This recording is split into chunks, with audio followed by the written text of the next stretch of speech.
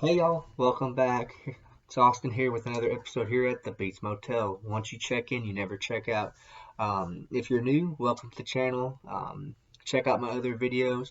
I'm hoping to have a video update for my Stephen King collection here in a week or two. If you're a subscriber, or even if you've seen videos before and you haven't subscribed, thank you for coming back and listening to me ramble on again about books. Um, so I have two videos I'm gonna try to upload tonight. Um, it is the last night of January. I finished two other books this month. Surprisingly, I'm very shocked to be honest. So this video will be part one, and then part two will cover the other book. So let's get into it. Um, so let me first start off by saying I read Misery. That was the first book I've read this month. I already have a video for that. And so I loved the movie for that. And the book was really good too. The book was even better than the movie. So I figured I'd go with one that I didn't know much about, hardly anything. And I'm so happy that I kept it that way. Um, Second book I read this month was The Dead Zone. Um, wow. That's all I could say for this book. I mean, it's what my version clocks in at 402 pages. This felt like a 150 page, 200-page book tops. I mean, I flew through it. Um, I don't know. I'm, I'm drawing a blank on the girl's name. Oh, sorry. Oh, sorry. Give me a second. Let me see if I can find it.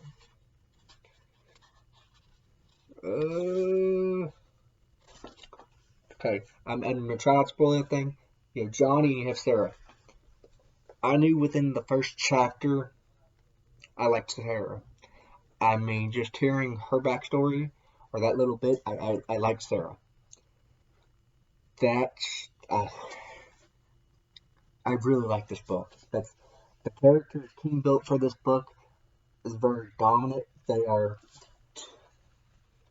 probably two of my favorite characters that I have read in any King book thus far. Granted, I haven't read every one or even half of his books, but I really like Johnny and Sarah. Um, One thing I will say, this is talks about politics. Um, and on my Goodreads review, that was the one thing downfall I had with this book was it would say this person was connected to this person through this kind of politics, and there was just a little bit in there, and it just wasn't my thing. I mean, I'm into politics and all that, but that is my only nick with this book. This book is, if you want a King love story, this is the book. This is far that I've read. This is a great book. Um, it's part love story and part science fiction. That's the best way. Half science fiction, half love story. I mean, that's the best way to describe it.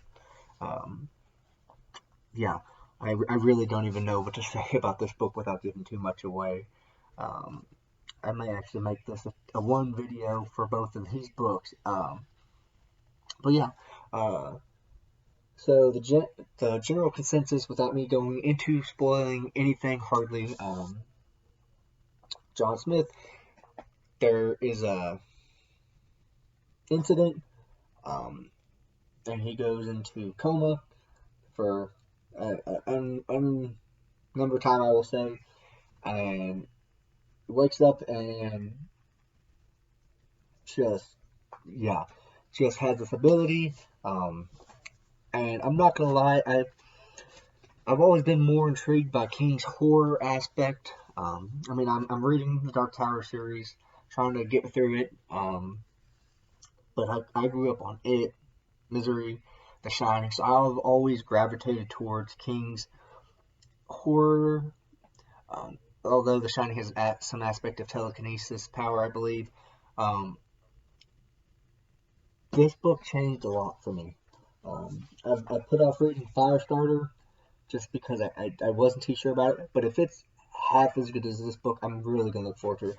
Honestly, I didn't find myself picking this book up and forcing myself to pick it up. I would pick it up because one, the chapters aren't that long, so it was super nice. I could read for 5 minutes, finish a chapter, and it would go, and chapters were so short that I was like, okay, I can read another, I can read more, I can read more, I can read more. They weren't dragged out where I was like, okay, I'm ready for this chapter to end.